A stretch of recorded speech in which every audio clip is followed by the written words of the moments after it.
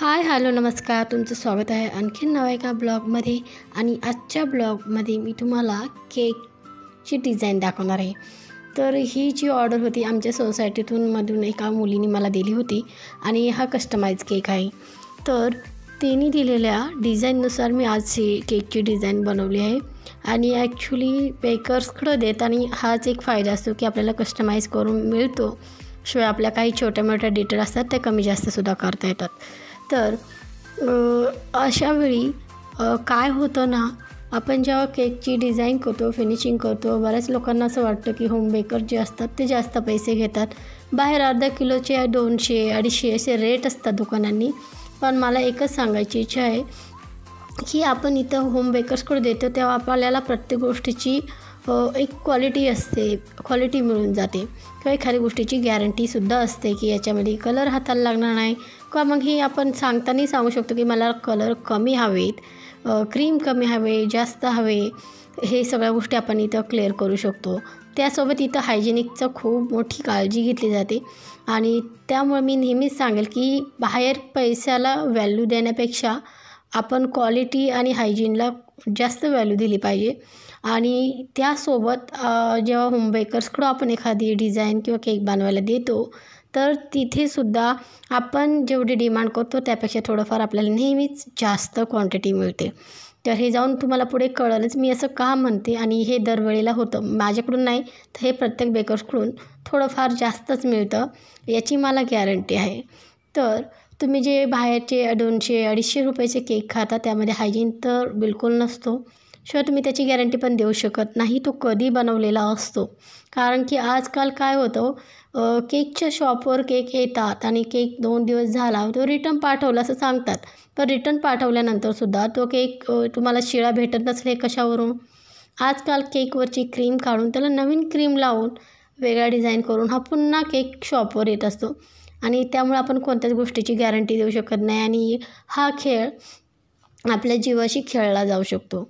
तर हे सगळ्याच शॉपवर होतं असं माझं म्हणणं नाही, पण हे क्वचित शॉपवर होतं, लोकल शॉपवर होतं, कारण जिथं हायजीनची बिलकुल काळजी घेतली जात नाही. तर अशा पद्धतीने तुम्ही बघू शकता खूप सुंदर अशी डिझाईन मी त्या केकची बनवली आहे. त्यासोबत इथं झालर होती, जी झालर मी पहिल्यांदा ट्राय केली आणि खूप सुंदर झाली होती. डॉल केकवर करतो पण ती थोडीशी वेगळी गोष्ट असते. पण ह्या केकवर ट्राय करून थोडी वेगळी गोष्ट आहे. तुम्ही जेव्हा ह्या गोष्टीमध्ये पडशाल तर तुम्हाला याच्यात डिफिकल्टीसुद्धा जाणवेल. पण याला खूप मेहनत घेतली ह्या केकसाठी. दिसताना खूप सोपा वाटतो पण करायला खरंच तेवढी मेहनत असते. आणि जसा आपला मुद्दा होता की ह्या केकच्या पाठी खूप मेहनत असते आणि होम बेकर्सकडं का ऑर्डर द्यावी, तर ह्या गोष्टीसाठी आपण कपड्यांवर, इतर गोष्टींवर पैसा जेवढा घालवतो तर त्याच गोष्टी आपल्या आरोग्याच्या बाबतीत आपण का बरं करत नाही, असा माझा एक प्रश्न असतो. आणि प्रत्येकाने आपल्या ह्या गोष्टीची काळजी घेतली पाहिजे. कारण हे केक आपण बारीक मुलेसुद्धा खातात आपली, किंवा बाहेरची मुलं येतात, छोटी छोटी मुलं खातात, त्यांच्या जीवाला किंवा त्यांच्या आरोग्याला हे हानिकारक असू शकतो. तर तेवढ्यासाठी का होईना आपण होम बेकर्सला ऑर्डर दिला पाहिजे असं मला नेहमीच वाटतं. किंवा अशा दुकानांनी दिलं पाहिजे इथं तुम्हाला गॅरंटी असते त्या शॉपवर की इथं नेहमी फ्रेश भेटतं, अशाच शॉपवर तुम्ही ऑर्डर करा.